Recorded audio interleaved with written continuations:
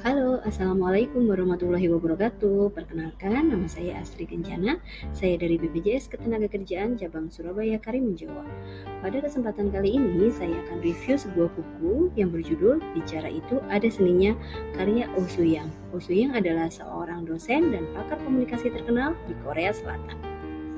Tentang buku Bicara Itu Ada Seninya merupakan sebuah panduan yang dapat digunakan untuk mengasah kemampuan komunikasi. Buku karya Oh Soo-young ini ditulis dengan tujuan untuk memberikan pengetahuan mengenai berbagai teknik komunikasi yang benar dan efektif, sehingga dapat membuat lawan bicara merasa nyaman dan tidak bosan.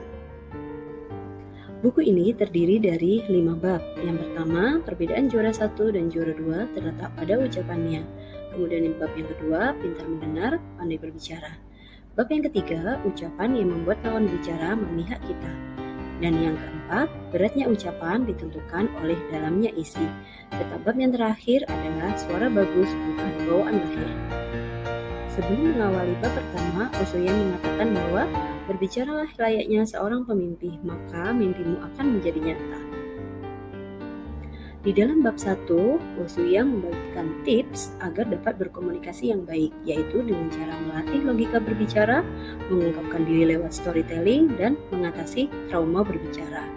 Oh Soo-young juga mengatakan bahwa suara dan gerak tubuh itu sangat penting dalam berbicara, yaitu ucapan dipengaruhi oleh 7% isi, 38% suara, dan 55% oleh gerak tubuh. Selain itu, dalam berkomunikasi juga perlu dilengkapi dengan bahasa nonverbal, yaitu seperti penampilan yang menarik, selalu tersenyum, pupil mata membesar dan tatapan stabil, sikap percaya diri, dan gestur yang tepat. Sebelum mengawali bab 2, Oh Soo-young mengatakan bahwa teknik terpenting dalam komunikasi adalah mendengar. Rumus terapi komunikasi. Komunikasi yang baik harus mengandung pertanyaan, pujian, dan reaksi. Lanjut ke bab selanjutnya. Di dalam bab ini, Oh Soo-young memberikan sebuah quotes, berikan yang mereka inginkan. Kalimat kunci yang membuat orang mendengarkan apa yang kita sampaikan yaitu berikan yang mereka inginkan. Dan storytelling ini adalah fondasi yang kuat untuk menjadikan lawan menjadi kawan.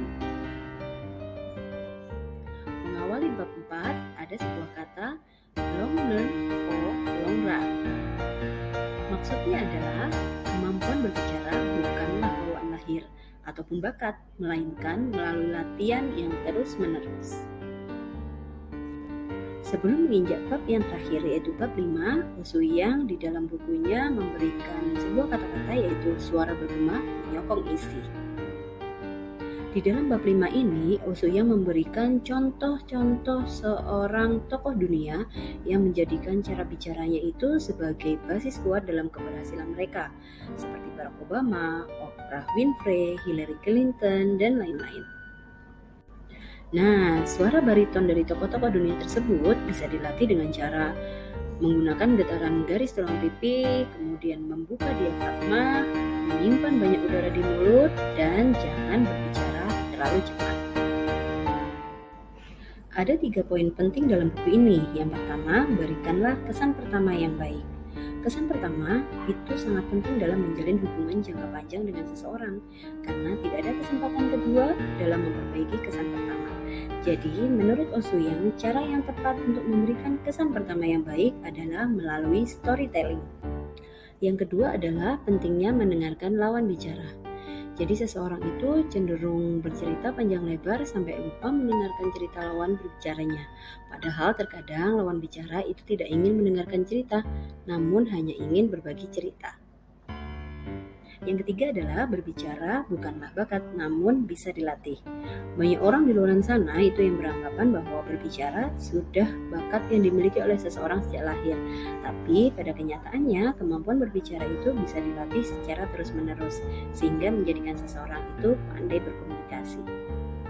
Demikian review buku yang bisa saya sampaikan, semoga bermanfaat dan terima kasih atas perhatiannya. Wassalamualaikum warahmatullahi wabarakatuh.